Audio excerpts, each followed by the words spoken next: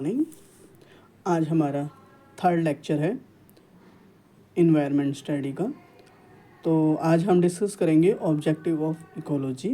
अगर मेरे आपको वीडियो अगर पसंद आ रहे हैं तो मेरे चैनल्स को लाइक एंड सब्सक्राइब करिए।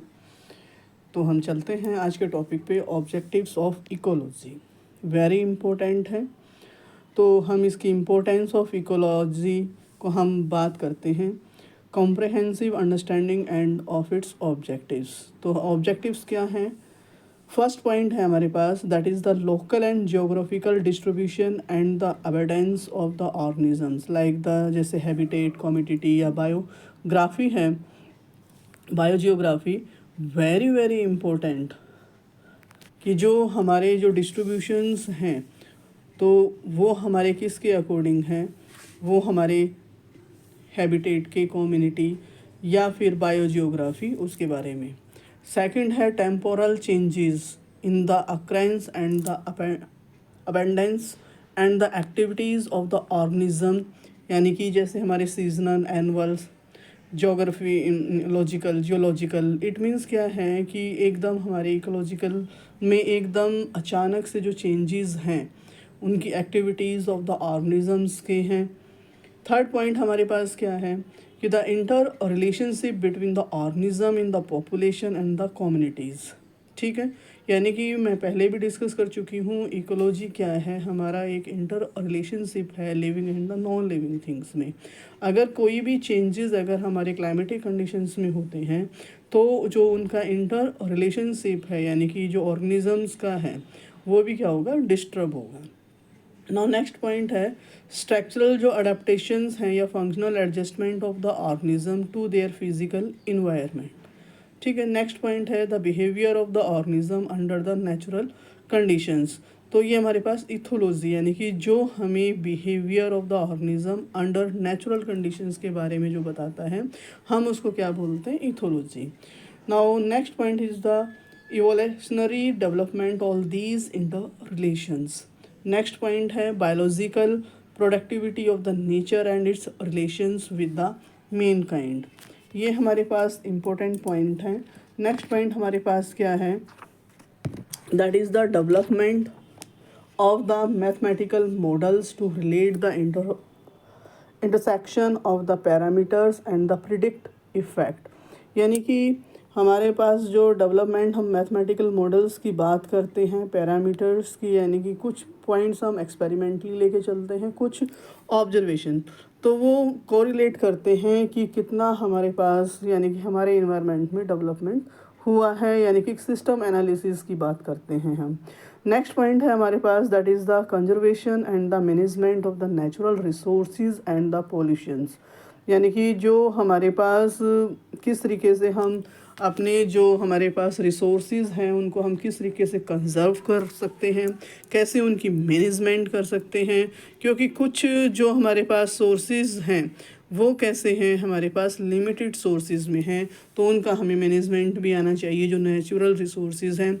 और दूसरी बात जो पोल्यूशन है, यानी कि आजकल क्या है, जो हमारी टेक्नोलॉजी जब डेवलपमेंट हो रही है तो साथ साथ क्या है, पॉपुलेशन के साथ साथ जो पोल्यूशन है उसकी भी एक समस्या खड़ी हो रही है, जिसकी वजह से क्या है, पॉपुलेशन भी हमारे इन्वायरमेंट में एक इफ़ेक्ट है। क्योंकि क्या है, हम जितनी पॉपुलेशन इंक्रीज़ हो रही है तो रिसोर्सेज उनके लिए हमारे पास क्या है, कम पड़ रहे हैं। तो उसके लिए हमें क्या है, मैनेजमेंट और कंजर्वेशन दोनों चीज़ों को ध्यान में रखना पड़ेगा। तो ये हमारे ऑब्जेक्टिव्स हैं किसके, इकोलॉजी के।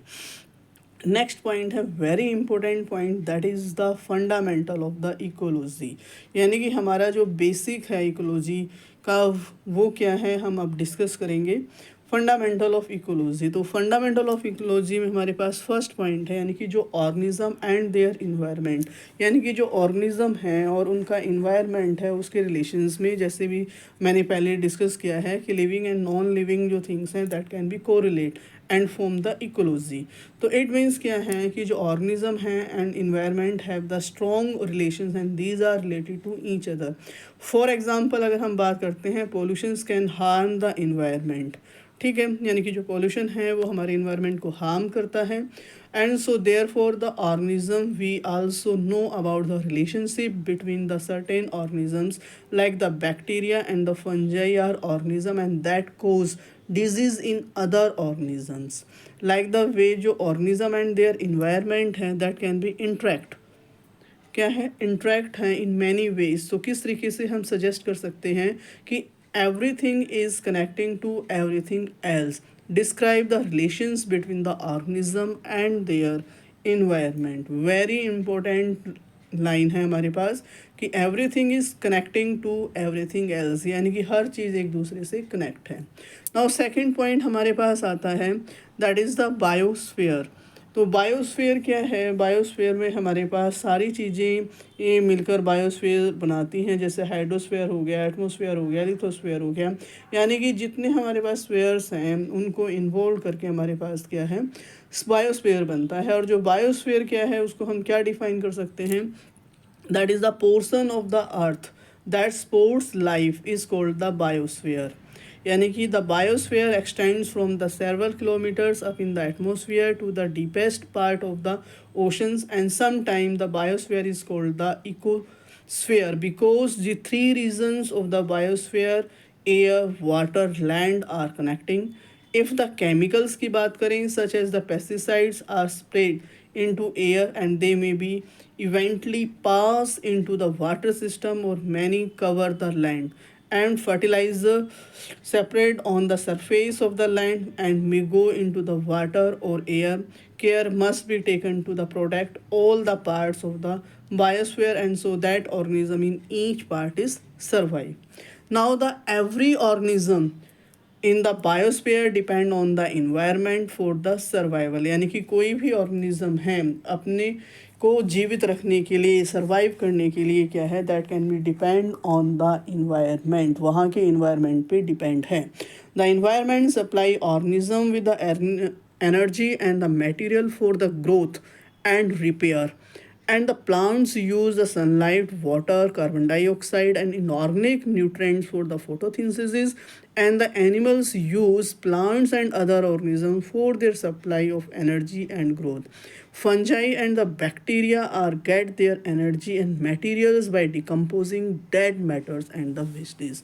यानी कि ये जो हमारे पास लास्ट पैराग्राफ है कि इसमें हमने क्या बताया कि एवरी जो ऑर्गेनिज्म है that can B depend on the it's environment for the survival, and the जो प्लांट्स यूज द सनलाइट है, वाटर है and carbon dioxide and the inorganic nutrients for the photosynthesis, so elements and plants other organism for their supply of energy growth, and like the fungi and the bacteria get their energy कहाँ से लेंगे, decomposing dead matter and waste। तो ये हमारे पास diagram है, इस diagram में आप देखोगे बायोस्फीयर को इसमें दिखाया गया है कि बायोस्फीयर क्या है, हमारे पास जो हाइड्रोस्फीयर है, लिथोस्फीयर है और एटमॉस्फेयर है, यानी कि तीनों चीज़ों को मिलाकर हमारे पास क्या बनता है, बायोस्फीयर। तो ये एक इम्पोर्टेंट टॉपिक है, अगर आपके एग्ज़ाम्स में पूछा जाता है कि व्हाट इज़ बायोस्फीयर, या बायोस्फीयर में हमारे पास व्हाट इज़ द फोटोसिंथेसिस, या हमारे पास fungi and bacteria for their survival पर किसके डिपेंड करते हैं, तो ये इंपॉर्टेंट क्वेश्चंस बनते हैं हमारे पास। अगर ऑब्जेक्टिव्स की बात करते हैं कि ऑब्जेक्टिव्स क्या हैं इकोलॉजी के, तो आप उनके मेन पॉइंट्स बता सकते हैं कि हमारे पास इको से जो ऑब्जेक्टिव हैं इकोलॉजी के हम क्या लेके चल सकते हैं। आज का टॉपिक हमारा यही ख़त्म होता है, आप इसको ध्यान से पढ़ना सुनना। Thank you.